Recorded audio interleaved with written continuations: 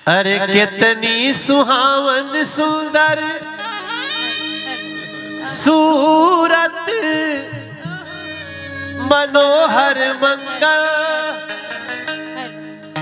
मूरत हो।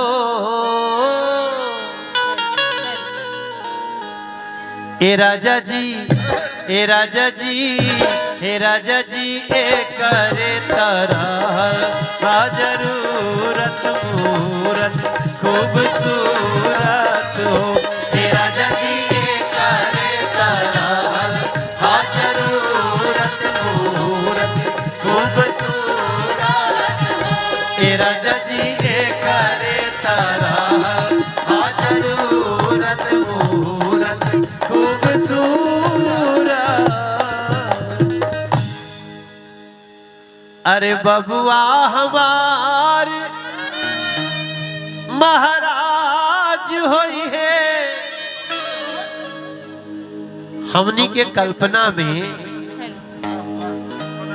जब लड़का पैदा होला सन, बच्चा पैदा होला, घर में बाजा बाजेला, तई मांगल जाला कि बबुआ हमार महाराज होई है, राजा धीराज होई है हो।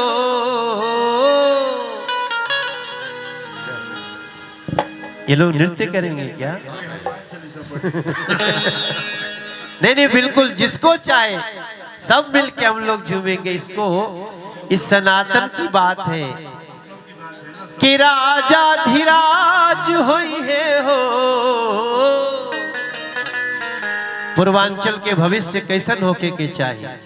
ए ललना, ए ललना, ए ललना, धातु में हीरा मुखराज होई है, सोनवा के ताज होई है हो।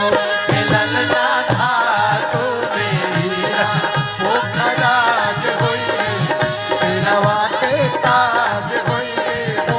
ए ललना धातु में हीरा मुखराज होई है, सोनवा के ताज हो। अरे मुनि जी के जैसन बाबू ज्ञानी होई है, राजा जैसन दानी होई है हो। मुनि जी के जैसन हमार बाबू ज्ञानी होई है। पूरे दुनिया में पूर्वांचल के शोर बा। पूरे दुनिया के पूर्वांचल भारत होला और भारत के पूर्वांचल कुशीनगर होला। ओकरा में कुशीनगर महोत्सव। तो हम लोग हमेशा दुनिया के रास्ता दिखौले बानी जा। ये अलग बात बाटे कि आज हमनी के लागत रास्ता भुला तनी जा, लेकिन भुलाए जी नहीं। विजय दुबे बाड़े ना, भुलाए नहीं दिया। हरे मुनि जी के जैसन।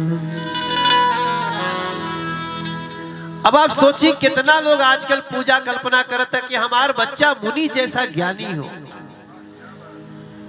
राजा जैसन दानी होई है हो।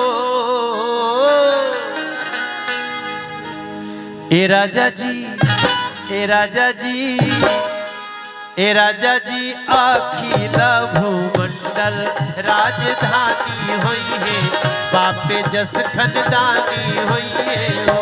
ए राजा जी, अखिल भूमंडल राजधानी होई है, आजा जस खनदानी होई है हो। ए राजा जी, अखिल भूमंडल राजधानी होई है, बापे जस खनदानी होई है हो। अरे हमरा बुझाता बबुआ,